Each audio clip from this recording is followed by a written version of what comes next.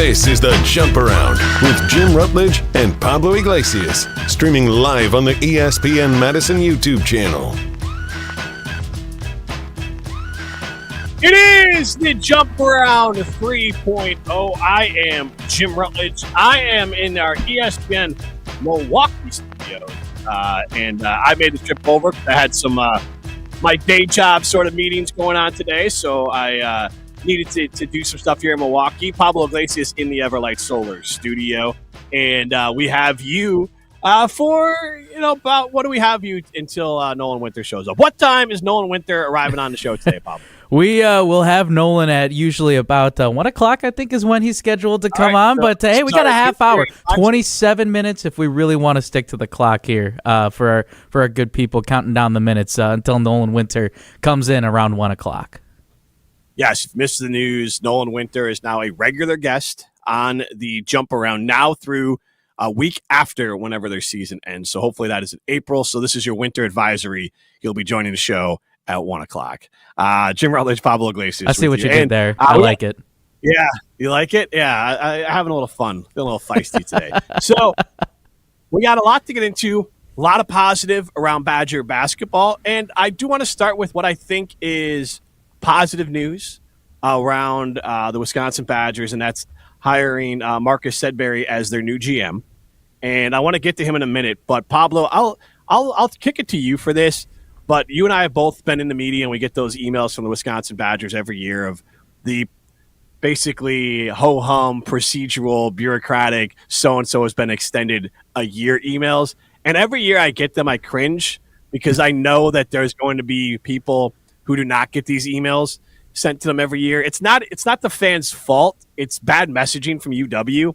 But essentially, Wisconsin's a state school, and there's just some procedural things they need to do year in and year out, and that includes extending someone's contract an extra year, in this case Luke Fickell, which could draw the ire of some fans, but this has nothing to do with performance. This has nothing to do with anything. This has everything to do with his contract. No, and like you said, too, we got to make sure that we get this out of the way, is that this is a common procedure. This is something that the university and the board always does, typically, to approve of the contracts. If anything, it's more questioning, or there's a bigger question mark that you should think about when you don't see, because usually how this works is that they do this season by season. So it's the fall coaches that just got approved, and then it's the winter coaches. So it's a cycle. So it's more of a concern if you and I know we get these emails a lot, if we don't see the name of this coach on the list. So that's more of a concerning thing. But like you said, too, I know public perception and the way that things went last season, I know I'm frustrated just as well for seeing the first losing season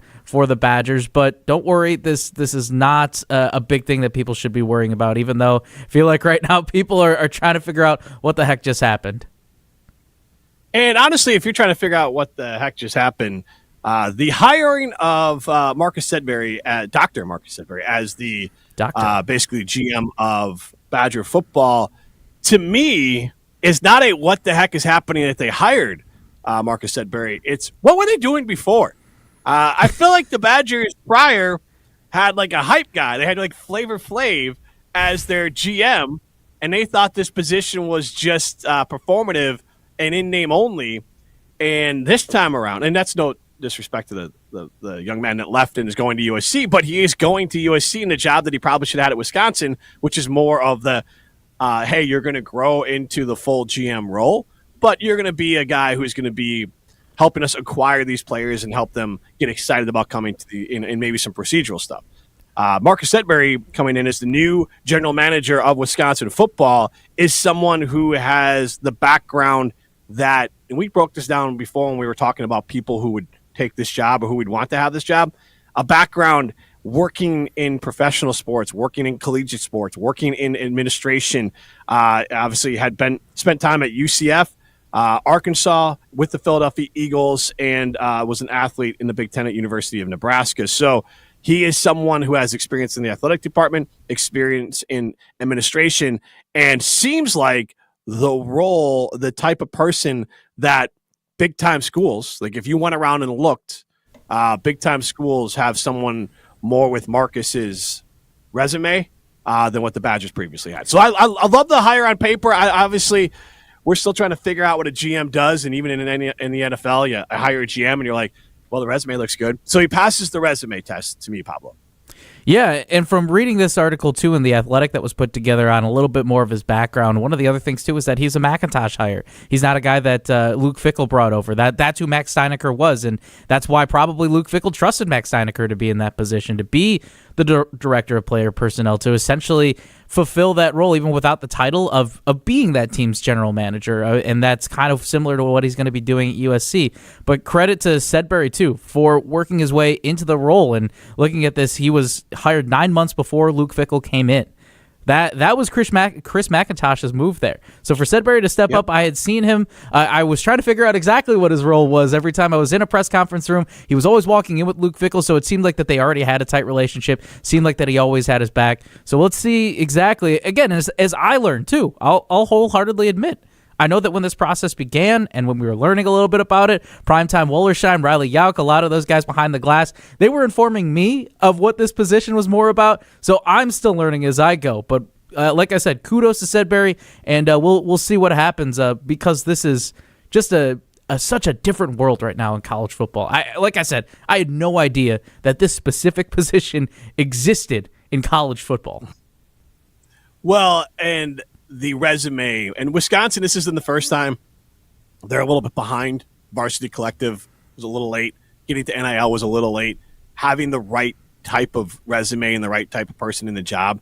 And I'm not saying that Steinecker did anything wrong in the past, but again, go look at Bama, go look at a lot of these schools, and go see who's actually in charge. And then take a better look at it. Even Ron Rivera, I mean, he's an NFL coach. So again, administrative background.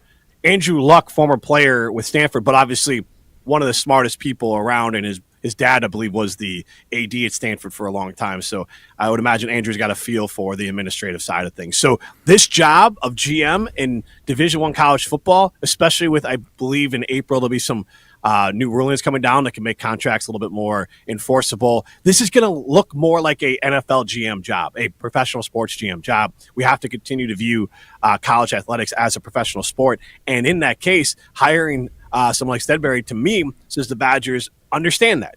And so now they've moved forward. I think Fickell, to your point, is 100% on board with this. You said that they had, at least from afar, looked like they had a good working relationship. But I think it's important that Mac in administration made this hire, because I think this is more of an administrative hire than a hire about, again, recruiting or hyping. You need to have someone that can manage the assets, manage the dollars, manage everything that's involved.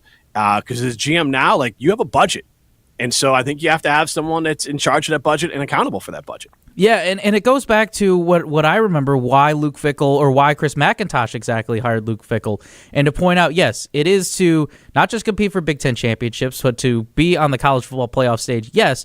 But you also have to look about how things are evolving. How is the NIL era moving? How is recruiting being this 24/7 era? You mentioned it with budgets. All of these things. This isn't new to college football, but the inner workings of it, there's a lot more. You have to pay attention to the details now. And it's not like a head coach can do this. It's not like their recruiting staff can do this too. These are people that you need to have more people on your staff now, and it's growing fast. It's evolving. So like I said, that was something as well that Chris McIntosh pointed out from the big picture of when he first introduced Luke Fickell, saying that this was what was it? I believe it was transformative.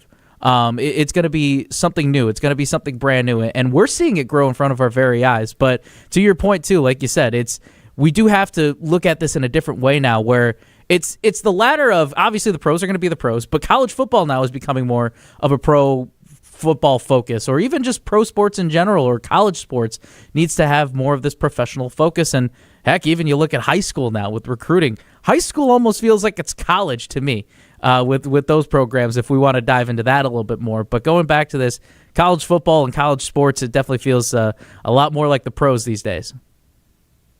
And as we transition to college sports feeling more like the pros, I want to get to the conversation on the basketball side of things here. And the Badgers beat the hell out of Illinois, and that was really fun to watch. And we're going to talk to Nolan Winter about that. So I want to kind of set aside that game conversation, and I want to talk about John Tonje. And we were going to talk about him anyway. And this morning, ESPN put out a story that said that the top transfer in all of college basketball, topping P.J. Haggerty with Memphis, Javon Small with West Virginia, Chaz Lanier with Tennessee, J.T. Toppin with Texas Tech, Danny Wolf with Michigan. They had 2 players on here, Vlad Golden as well. Michigan is, I think, right there battling Wisconsin as the best team in the Big Ten. Gillespie with Maryland. And so, and then Chucky Hepburn, number 8 on this list as well. And top 10 there, Omir with the Baylor Bears, and then Owa with Kentucky. So number 1 on that list, John Tonje. And I'm just going to give you the quick, it's just a little paragraph here. There is not a player on this list with more big performances in big games this season than Tonje. Just look at the numbers. 41 points against Arizona, 33 against Pitt, 32 at Purdue, 31 against Illinois, 11 games with at least 20 points, including 7 instances in the past 8. He is averaging 19.6 and 4 points, so basically 20 and 5 rebounds after injuries limited him to 2.6 points in 8 games at Missouri last season. And Tonje is playing his best basketball of his career in the recent weeks. Over the past few games, the 6'5" senior is averaging 25 points per game, legitimate All-American and Big Ten Player of the Year candidate. I would call him I would say a front runner to be an All-American and Big Ten Player of the Year. At this point, there are obviously some other good players in the mix there for the Big Ten, but John Tonje, I don't think he is the pro prospect that Johnny Davis is, but I think John Tonje is the best recruit of the grade guard era. And I don't care portal or not. I think he is the most impactful recruit in the grade guard era. AJ Storr crawled so John Tonje could walk. AJ Storr did fall into the worst transfers on this list here, but I'm not here to rip AJ Storr.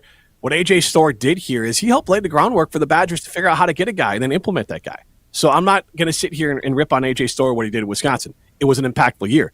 AJ Storr's regular season was every bit, Tonje's better, but AJ Storr is close in the regular season here. He flamed out in the playoffs, and then obviously he left, or the tournament, and then he left, so everyone's mad at him. AJ Storr was an impactful player here. Johnny Davis was an impactful player here. And I want to get to Tonje as a college basketball player. But nowadays, college basketball players are professional. He's older. He is established as far as physically and in his game and his confidence-wise. And so I look at a guy like Tonje, and Badger fans, you shouldn't care. Whatever his pro prospects are, who cares? John Tonje is one of the best college basketball players to put on the Badgers cardinal and white in the grade guard era. I think he's the most impactful recruit grade guards ever had at the University of Wisconsin. Yeah, the 3 things that come to my mind, first off, it's his shot-making ability. First off, it's second is his leadership, and it's third, it's his selflessness.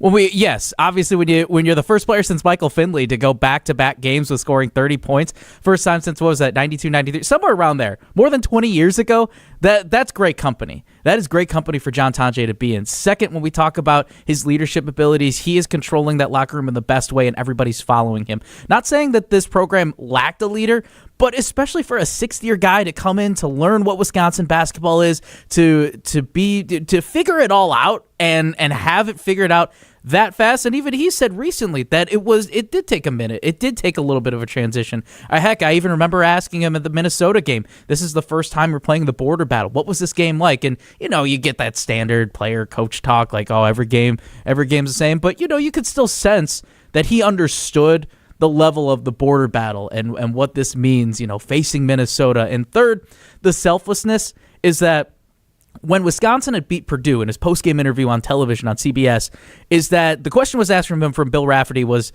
you missed a few shots at the start of the game.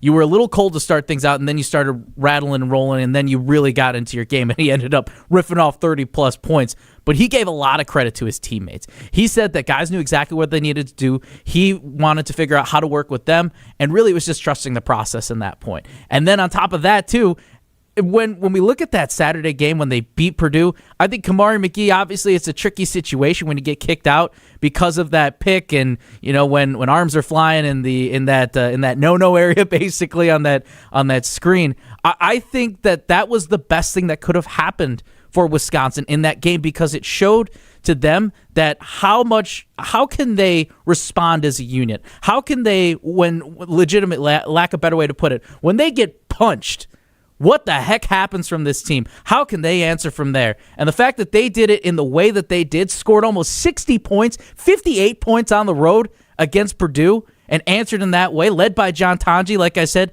it was his selflessness. This is a whole team right here. And obviously, John Tonje's been a star this entire season, but you got to give it, you also got to tip your cap off to the team, too, because they really played their arses off, man. I got to give it to them.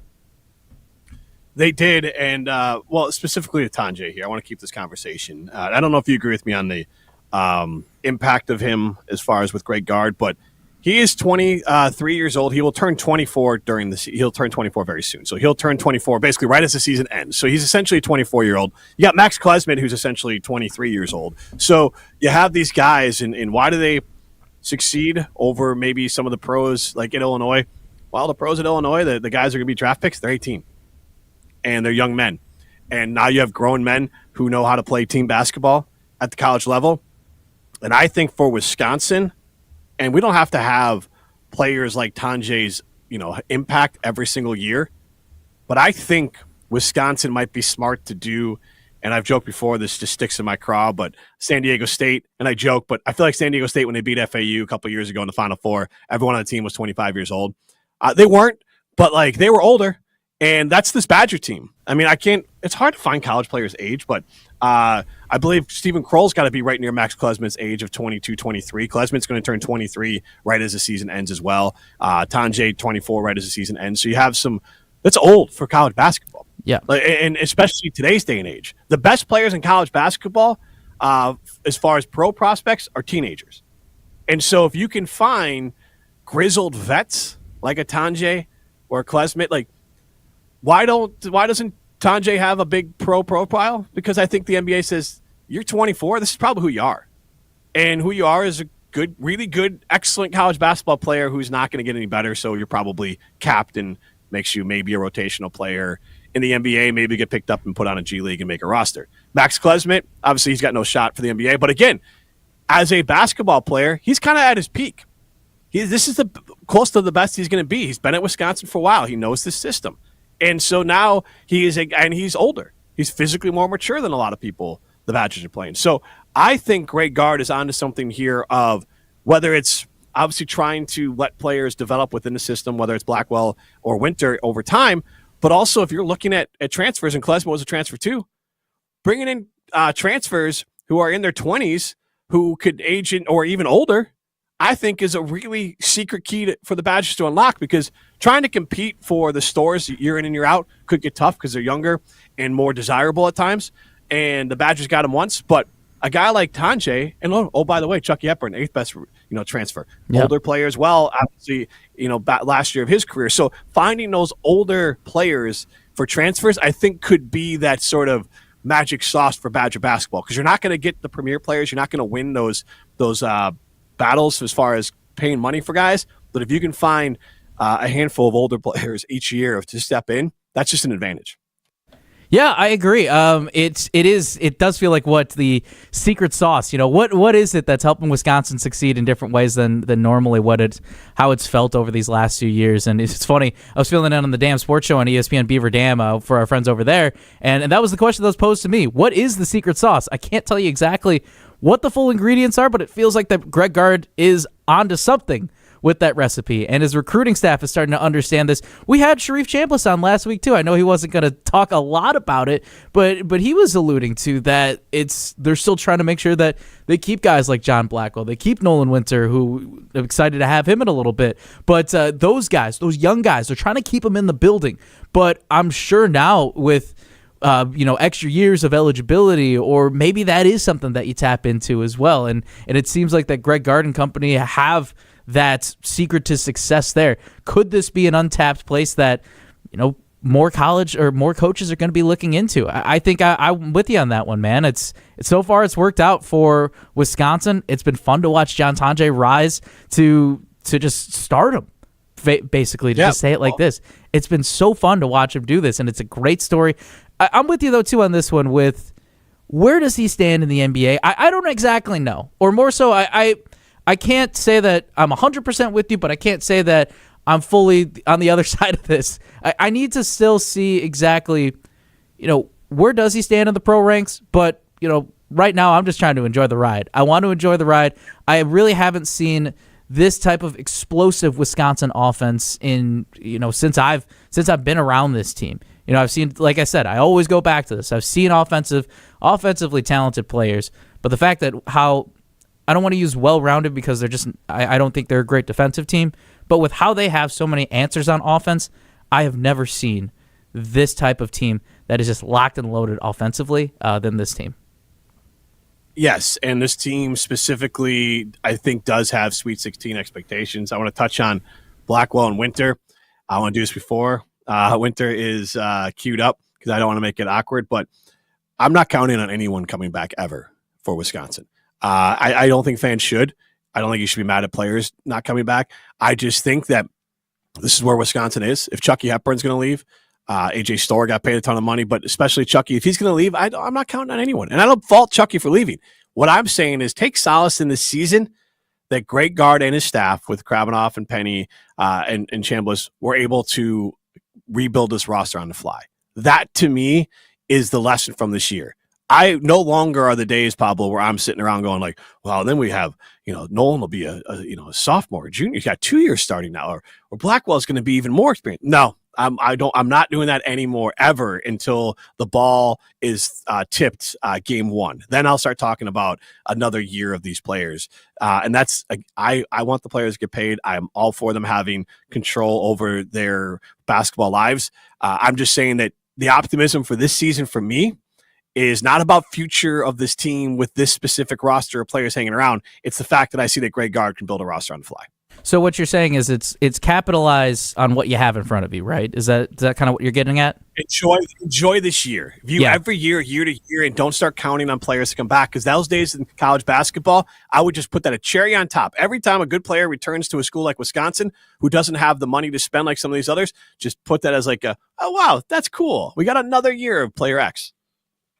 Yeah, I even think about this too. Coming from a guy who you and I talk about this a lot, being guys who went to mid-major schools. We're rooting for the mid-major guys. You're an FAU guy, I'm a Bradley guy, and knowing how the landscape is changing, and at least hearing from the insides of people that are working around the programs and everything, it's now that I don't know what FAU's doing, and I don't know exactly if this is a Bradley practice, but more just in general with mid-majors of, hey, this is your platform. If you want to, if you didn't get your scholarship at this school, you could come here, you could play here, and then elevate yourself to the next level. So, yeah. And then earlier today, too, Greg Gard was on Wilde and Tausch talking a little bit about roster building and exactly not knowing exactly what his roster is going to look like next year, but also capitalizing out the opportunities that they have now. But yeah, it's a 24/7, 365 thing when it comes to recruiting, even the guys that you have in-house.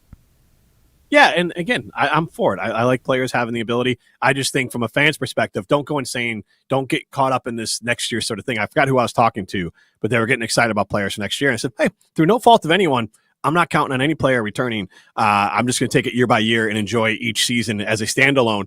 Yeah, you mentioned FAU. Jonell Davis, one of the stars of the Final Four team, he's on Arkansas. Not making much of a difference. Elijah Martin, though, like I'm rooting for Florida a little bit. He's a FAU guy. He's playing at Florida. Vlad Golden, look, man, I like Michigan. I like Dusty May. So obviously I want the Badgers to win, but I want Michigan to make a run too. If Badgers play Michigan, go Badgers. But otherwise, like Michigan's in the Big Ten. I want the Big Ten to show up well in the tournament. And so that's how I view it now. But a lot of times, just like I don't do this in professional sports, but I am doing it in college now that I will follow. I want Chucky to do well. I want to see Louisville do well. I hope it turns around for Storr. I hope something clicks. Like, I mean, if I got a chance to see this guy play, I want them to be successful. I also the kids escape who's playing with Hoiberg out in Nebraska. His name's escaped me all of a sudden. Connor Segan. Connor Segan. Yeah. So like, I hope he does well.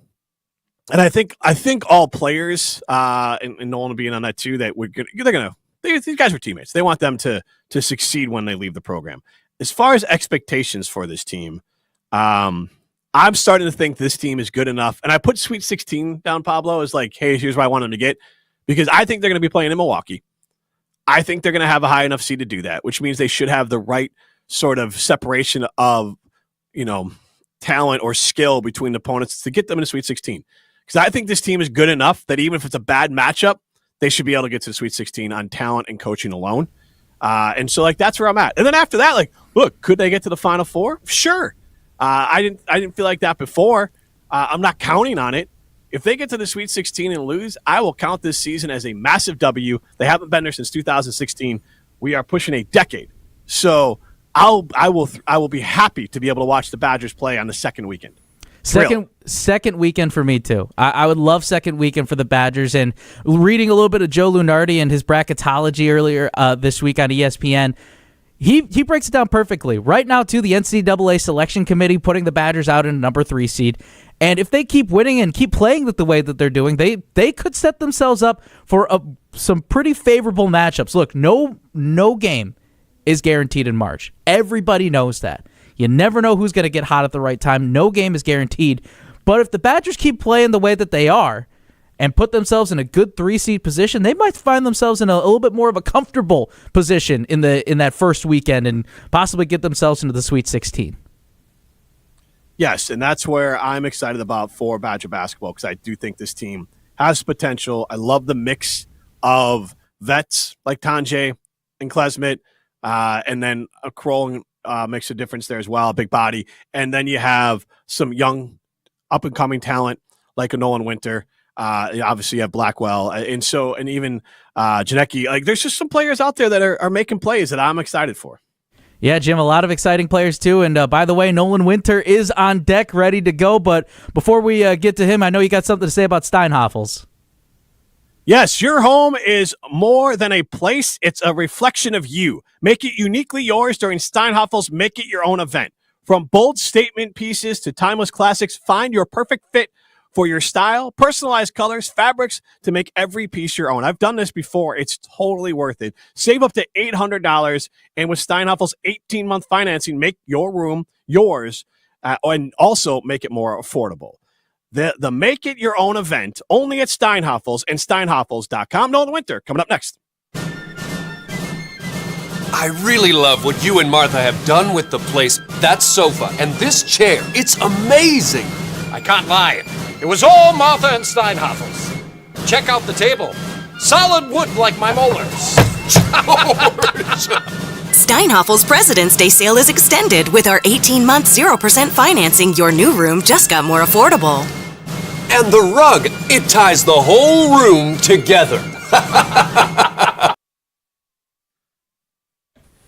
Welcome back to the Jump Around. Jim Rutledge, Pablo Iglesias with you. And we are joined by the one and only Nolan Winter, fresh off some great performances in some big games for the Wisconsin Badgers. And Nolan, first, we'll start with welcome to the show and congratulations on a heck of a week of basketball for the team. Thank you, guys. Thanks for having me. Yeah, it's been a fun week. Got some good wins since the last time we've talked to each other. So, yeah, it's been a lot of fun. Thank you guys again for having me. And how you feeling? I mean this earnestly because Coach Underwood, like with the handshakes with Illinois, the team's really sick. It was very complimentary, so I don't think it was controversial. He was just like, hey, you don't need to have this, whatever's going around our team, on your team. So, like, how you feeling? What was your reaction when he's like, hey, we don't need to add to an extra layer of possibly getting you guys sick? No, yeah, I think we're all doing good. We had an off day yesterday, so I haven't really been in contact with any of my teammates. We're all kind of recovering from maybe the would-be illnesses that they gave us. But no, that was crazy. I've never really seen anything like that and what they had going on. They said, like, they had guys just play the first half, throw up at halftime, couldn't come out in the second half. So that was crazy. And then, yeah, when it came to the handshake, I was kind of confused at first. But now I get it, and I'm kind of thankful that we didn't do that. Nobody needs that influenza or whatever they had going on. So, no, we're all good, and we're looking forward to the game against Oregon on Saturday. Yeah, man, stay healthy. Stay healthy for sure. But, yeah, talking about, first off, the last two games that you had and then Oregon coming up, let's go back to Saturday.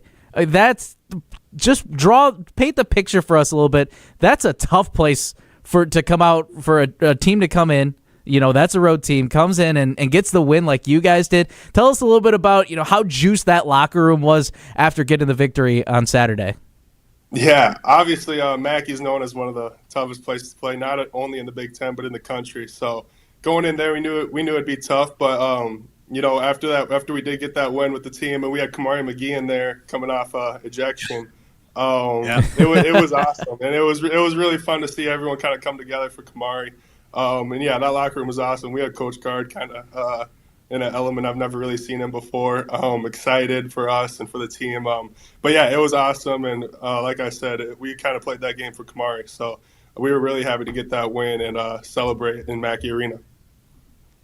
Again, and I don't want to get you in trouble here, so I want to more ask, like, what was your reaction when you found out Kamari was, like, it had to just be surprising. Because even Greg Gard said, like, hey, the refs are like, this is just how it has to be because how the rules are. We don't, and you can't really dictate intent. It's just a matter of location.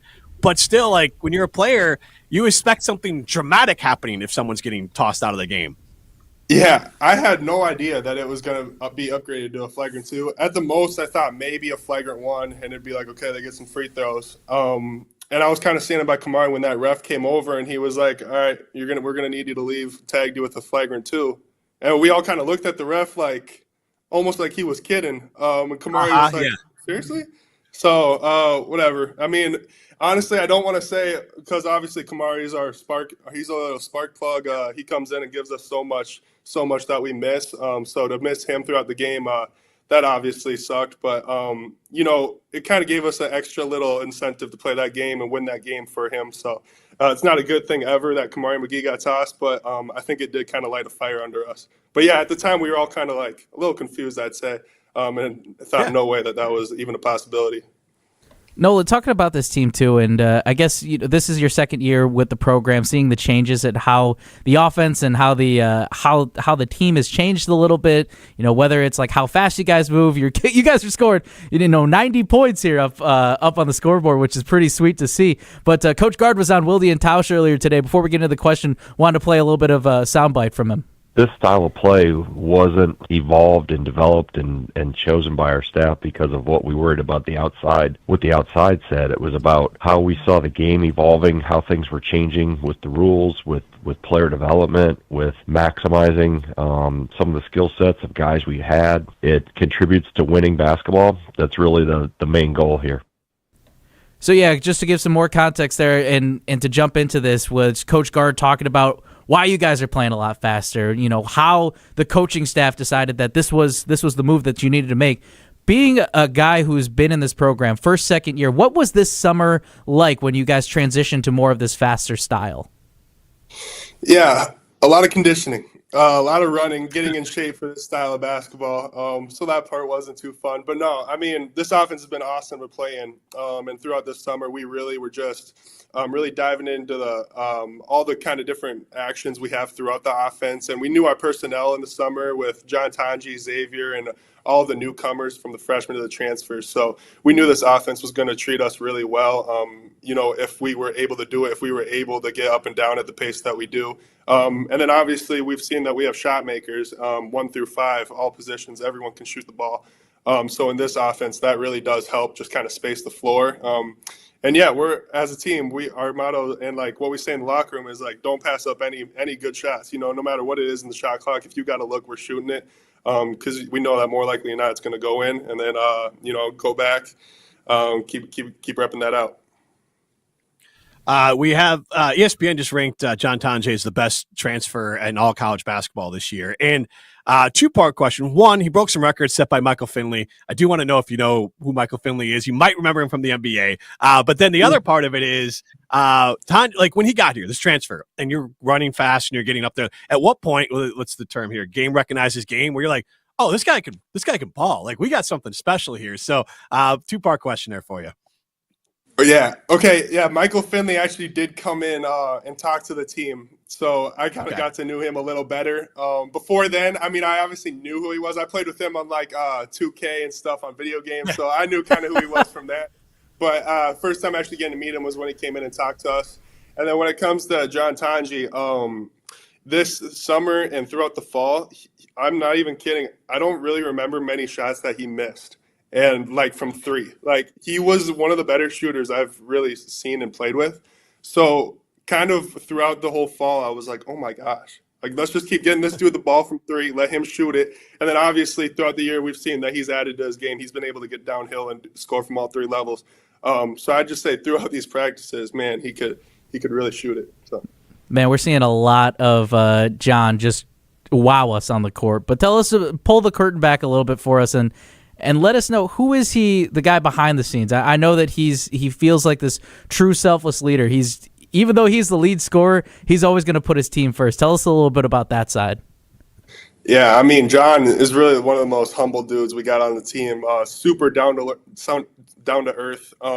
You wouldn't really think of him as being like this Naismith contention player of the year. Like he just wants what's best for the team. He comes in, he's kind of the old head of the team, so he's drinking his coffee, he's doing all this kind of stuff, he's eating like crazy healthy, like doing all this kind of stuff.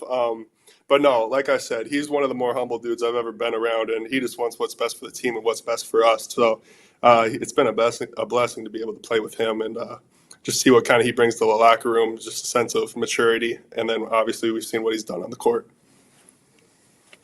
Nolan, you've elevated your game as well, and obviously that's through the work you put in the offseason, and the offense helps. I mean, it's more than just playing more minutes. Everything's gone up more than just the bump in minutes, just an overall play. You seem like a more confident player. So your offseason, and then also, look, whether it's Tonje or other players or a coach that's had that influence on you, what's been, whether it's players, coaches, and yourself, like what's been the biggest influence besides just minutes that's been able to up your game? Your three-point percentage, your field goal percentage, your rebound, everything is up. So obviously you've elevated your game more than just playing more minutes. Yeah, this summer, after kind of playing in this offense my freshman year and learning what it takes to succeed at this level, going home this summer and really fine-tuning those specific elements I needed to be able to perform at a high level at this level, including my shooting. I know I've always been a good shooter. Last season, the numbers may not have reflected that, but I know that I got that in me. Growing up, I was kind of a little guard, so I know I have those guard skills in me to be able to put the ball on the floor and do all that stuff. We had Coach Steemsma come in, former player here, obviously, and he's been a real help to my confidence, to my play style. He's kind of been around me every day in practice, giving me little tips and tricks to succeed. And a lot of my performance and credit goes to him. So yeah, just going home, working on the stuff I know I need to get better at, getting stronger, obviously.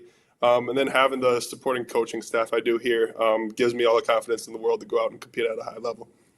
Nolan Winter joining us here on the Jump Around Digital show here on ESPN Madison. Pablo Iglesias, Jim Rutledge. Nolan, I know you're also a Minnesota guy, and on top of that, too, to talk a little bit about your background coming up, both of your parents are Golden Gophers.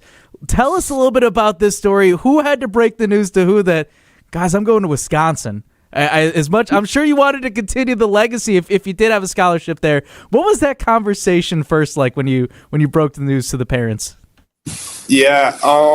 So yeah, my dad played basketball with the Gophers. He went to the Final Four in '97 with them.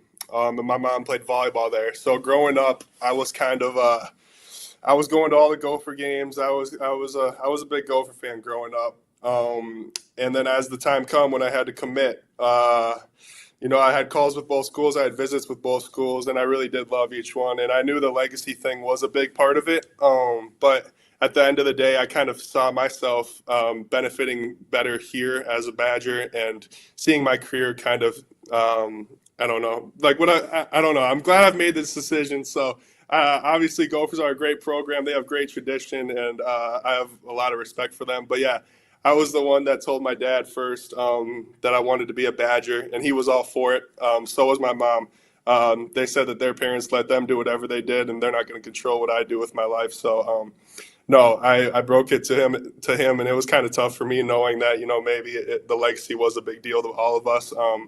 But I kind of wanted to start my own thing. I kind of wanted to blaze my own path. So I'm glad I'm here, and we've had a lot of success here. So I'm super happy that I'm here doing what we're doing. And you have, blazed your own path within your family, but there is a path well worn from Minnesota. I don't know if this was part of the recruitment or not, but whether it's Jordan Taylor, Tyler Wall, have Stephen Kroll on your team there. But I remember John Lure, Jared Bergeron, Nate Reavers, Mike Bruzewicz. I mean, Minnesota has been a real hotbed for Wisconsin. So I'm sure that's a point of contention up there. But what's it like to continue that legacy of Minnesota-born players playing really well for Wisconsin? And also, I'll add to it, big men, you mentioned earlier that you were a smaller guard and you kind of shot when you were younger and you kind of shot up. That reminds me of John Lure. I don't know if you ever saw him play much, but he was a guy who had a lot of skills, a lot of good ball skills and shooting skills for a big guy. And that's always been what Wisconsin has kind of recruited. So you're continuing the legacy of Minnesota players, but also big men from Minnesota that can shoot and play multiple positions across the court. Yeah, it's cool to be able to be a part of that group with all the names that you had mentioned, all big names for Wisconsin basketball. But actually, funny story, John Lure was out in Nashville, Tennessee. He lives out there now. And we had actually gone down there last summer, me and my mom, and I was able to work out with him and kind of he gave me a lot of cool tips and kind of drills as to what's going to come in my Badger days. So when I was working out with him, I learned a lot about what it means to be a Badger, and then all sorts of drills that we did. I knew it would help translate to the game. So me and John Lure have a little connection going, and he was great. And being a Minnesota guy, it's fun to be able to pick his brain a little bit as to what it takes to be a Badger. But no, like you said, obviously being a part of that group and being from Minnesota, it's cool. And yeah, it was a little recruiting pitch, but at the end of the day, this was a place that I could just see myself thriving in, and the campus and the people and the coaches and everything about it. It's a place I wanted to be. And yeah, but it's pretty cool that all of us coming from Minnesota, and especially big man, like you said, have been able to thrive here. So it's been an honor. Nolan, before we let you go and get ready for Oregon on Saturday, we have a YouTube comment question from Joseph asking which teammate or teammates are the biggest clowns in the best way. Who would you say is the guy or the guys that gets everybody smiling no matter what the situation is in this locker room? Oh, we got a couple in this locker room for sure. Honestly, I'd say Chris Hodges would be one of them. I'd say Max Klesmit's always got something to say at some time, and he's funny. Gilmore, he's a clown. He's always got something going on when he walks in that locker room. John Blackwell, Janicki. I mean, honestly, all of us have our own little kind of sense of like comedy, and kind of we bring something different that nobody else really has. So we all blend really well. But the names I mentioned, those five, I'd say really. They get something going when they walk in the locker room and kind of bring a smile to everyone. Hey, Nolan, actually, we got one more thing, too. Last week we had Coach Chambliss on, and we asked him, apparently from what I had heard through the grapevine, is that John Blackwell has a really good Coach Chambliss impression. Riley Yauk, our producer, has this video queued up real quick. Riley, why don't you roll the tape? Coach, one last question before we let you go. Just wanted to ask real quick about, I think this was a Big Ten Media Day from what I had heard, was that John Blackwell apparently had a really good impression of you. He did it away from you at first, and then he I don't know. Is this am I breaking this news to you? Apparently he's got a really good impression of you. And it was just getting everybody rolling. But apparently you don't know about this then, do you? I don't, but I'm gonna ask him about it today, I'll tell you that. Well, apparently it's spot on. It's really good. So I would definitely put him on the spot and see if he would do it. Okay, I will put you to the test, pal. I will do that today. So Nolan, yeah, that was last week that we asked Coach Chambliss, and since we had about a week to marinate in that one, do you recall anything? Have you seen Coach Chambliss and John Blackwell go back and forth on impressions, or what's happening here? Well, actually, it's funny you say that because they in a practice, I want to say last week, Coach Chambliss did say something about impressions, and John kind of went with it and kind of went on with that, and then he started impersonating everyone's jump shot. So then, Chambliss was just loving that. He was just cracking up at that. So no, but John can do a great Chambliss, and our weight coach Jim Snyder. He's got great impressions for those two. So he's a really good impressionist, and Sharif, he found that pretty funny, and he loved the jump shots. When he was doing those jump shots, Reef was just dying over there. So yeah, John can do those good. I love it. Before we let you go, this is the most controversial question I'll ask. Ask Sharif this similar as well. Out of the former Badgers, Kirk Penny, Sharif, Chambliss, and Krabbenhoff, who's got the most game left? Penny. Kirk Penny. It's not even a question. Crab's got really good screens, and he'll get people open with that. Reef will just kind of do ISO ball. He'll do his little own thing. But Penny, I'd say Penny, he's one of the better shooters I've honestly seen. Like, his form is so pretty. Yes. And he's got some stamina left in him and endurance, so he can get up and down the court a little bit. So I'd say Penny. You running ones with them or what? Threes. We run threes sometimes, and Penny will jump in. So yeah, it's fun to see Penny out there with us. Krabbenhoff set the nastiest screens I've ever seen in my life. His entire time playing college basketball. Oh, we've looked up, like, when we get together at my place, we'll look up Joe Krabenhoff highlights, and we'll always see that one screen come up, and we're like, oh, that is so you get arrested Krabenhoff. nowadays. Yeah, it is. People are just dying out there, just getting crushed. Like, I remember being in the building, and, like, the whole air would leave the entire Kohl Center with some of the screens he would set because everyone was holding their breath to see if the guy got up. So, That's hilarious. Yeah. Nolan, thanks so much for joining us. We're looking forward to talking to you next week. Good luck against the Ducks. Yes, sir. I appreciate it. Thank you guys for having me on. Yeah, thank you, man. All right. All righty. That is Nolan Winter. He'll be joining us every Thursday on the Jump Around 3.0, brought to you in part by Steinhoffels here. So, Nolan brought some good insight. Were you surprised by the basketball answer as far as the best assistant coach? Oh, man, I love it. I love to know that these guys are competitive, that they're fun, that they can still run it. I was wondering if they did one-on-ones. I mean, sometimes, look, you know, I'm a 29-year-old guy, and sometimes I just want to prove that I could still, like, run a little bit once in a while. So I'm sure the assistant coaches out here, too, they want to show that they still got some game. Nobody wants to put that ego aside. Let's be real here, man. I'm 44, and I still play. I just love that they all play the same. Like, Krabenhoff and 3-on-3 is setting the screens. Like, who does that? Hey, you know like, know your game, man. That's it. You gotta stick to what you know. Stick to the classics. You gotta stick to the classics. I'm not upset with Crab doing that. What's that? Sharif playing the iso ball. Sharif doing the iso ball is perfect. And then also Kirk Penny. If you guys don't know, I mean, that guy can ball. He's a little bit of a different era a while back, but he played in Australia forever. I'm not surprised at all that he's still a heck of a baller. It reminds me, honestly, a little bit, I would imagine Jordan Taylor, because he played overseas for a long time, still probably can ball.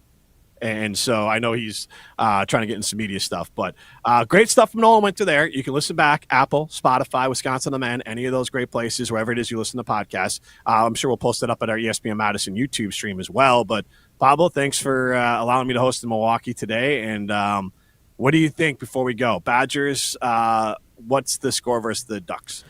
I don't think they break 90, but I think this is going to be, I'd say 80. I think this is a comfortable spot for the Badgers. As big of a win as it was for Oregon to beat Iowa by 2, it came down to the buzzer. And I don't know. This is a flip-flop situation for the Badgers. I don't know if I can give you a full score prediction here. I'm not trying to dodge that. I just haven't. What's the over-under? Over-under 70 points? Just say that's 170. 100. I was at 70 points. I was like, what? 170. What's the math there? I'll go. Life's too short. Let's take the under, but just barely. I think this is going to be the over when you said that. No, I just want to make sure. I want to do the math right. Got to do the mental math in real time. It's like, life's too short, like go big, go home. And you're like, life's too short, I'll go under. I'm not saying it's going to be like a terrible under. I'm not saying it's going to be a 50-49 game over here. What I was touching on a little bit is it's probably going to be similar what Wisconsin had with their West Coast trip. They got the win at USC, and then they ran into some trouble at UCLA. Who knows that Oregon probably won't have the same situation here. They're going to Iowa, and now they got to go to Madison, Wisconsin. So they're traveling to different states here. Who the heck knows how that's going to affect them and their energy on a Saturday afternoon or Saturday morning at 11 o'clock. I think this is the Badgers. Lock it down. Take the under. I have the Badgers winning, but with the over. I think there's going to be a lot of points scored. I think Bucky's on a roll, and I think the Ducks can put up some points. So we'll have to see when we talk next. We'll have to recoup on that one. For Pablo Iglesias, I'm Jim Rutledge. Riley Yauk producing the heck out of the show today. Great job. This is the Jump Around 3.0.